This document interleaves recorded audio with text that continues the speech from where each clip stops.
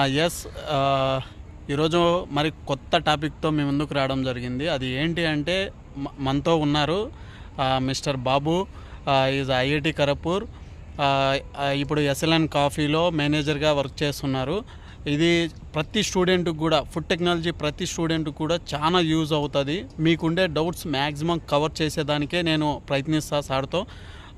ఇప్పుడు నేను సార్ను ఆఫ్టర్ ఫుడ్ టెక్నాలజీ తర్వాత ఆర్ ఫుడ్ ఇంజనీరింగ్ తర్వాత ఇండస్ట్రీలోకి వెళ్తే ఎలా ఉంటుందో ఒక్కసారి మా వాళ్ళకి చెప్పండి సార్.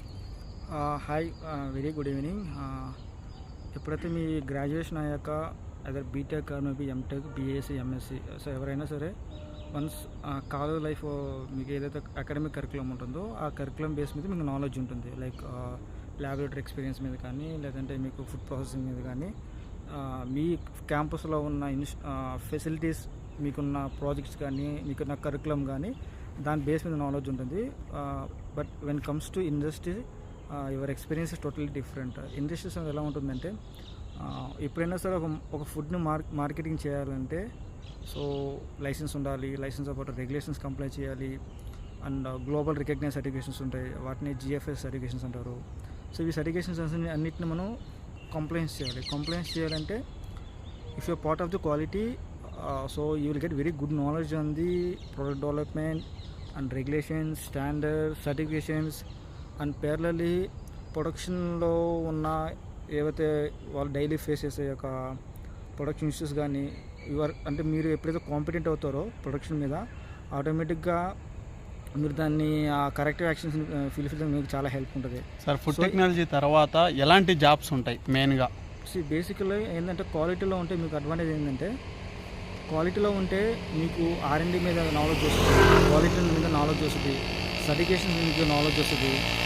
ఎప్పుడైతే క్వాలిటీలో ఉంటారో ప్రోడక్ట్ మీద ఎప్పుడైతే మీరు మంచి R&D చేస్తారో మీకు ప్రాసెస్ ఓరియంటెడ్లో మీకు చేంజ్ చేయడానికి చాలా హెల్ప్ అవుతుంది. సో ప్రొడక్షన్ కంటే క్వాలిటీలో మీకు స్కోప్ ఎక్కువ ఉంటుంది. మీరు ఇప్పుడైతే పాస్అవుట్ అయ్యాక మీ కాలేజ్ నుంచి, అది నా ఒపీనియన్. సో సమ్ పీపుల్ ఏంటంటే ప్రొడక్షన్ మీద మంచి ఇంట్రెస్ట్ ఉంటుంది, ఎందుకంటే production is lot of application food technology కానీ ఇంజనీరింగ్ అప్లికేషన్స్ రెండు మిక్స్ అయి ఉంటుంది కాబట్టి మీకు ఎక్కువ మిషనరీతో ఇంటరాక్షన్ ఉంటుంది. బట్ క్వాలిటీలో వచ్చాక ఏమవుతుందంటే రెగ్యులేషన్స్, స్టాండర్డ్స్, సెన్సిటివ్ ఉంటుంది, అనాలిసిస్ ఉంటుంది, అండ్ కంప్లైంట్స్ ఉంటాయి. సో ఇవన్నీ చాలా ఉంటాయి. So both opportunities are there in production as well as the quality. So but ఇదేంటి మొత్తం వరకంటే ఇండివిజువల్ అనమాట. అంటే ఆ యొక్క స్టూడెంట్కి ఏదైతే విల్లింగ్ నేను క్వాలిటీకి రావాలి లేదంటే ప్రొడక్షన్ కావాలనేది సార్. ఓన్గా జాబ్స్ ఇప్పుడు రావడం అంటే కొంచెం కష్టంగా ఉంది.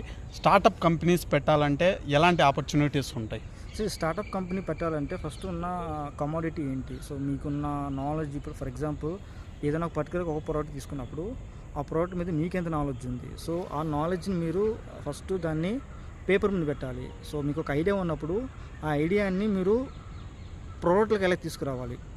సో ఫస్ట్ మీరు ఏం చేయాలి, మీకు R&D వర్క్ చేయాలి. అసలు R&D వర్క్ చేయాలంటే ఫస్ట్ మీరు ఆ ప్రోడక్ట్ గురించి 360 డిగ్రీ యాంగిల్ దాని నుంచి మీరు అనాలిసిస్ చేసుకుని దాన్ని ప్రోడక్ట్గా కన్వర్షన్ చేయాలి. ప్రోడక్ట్గా కన్వర్షన్ చేయాలంటే దానికి మల్టిపుల్ ఫ్యాక్టర్స్, టెక్నాలజీ ఇంప్లికేషన్స్ కానీ,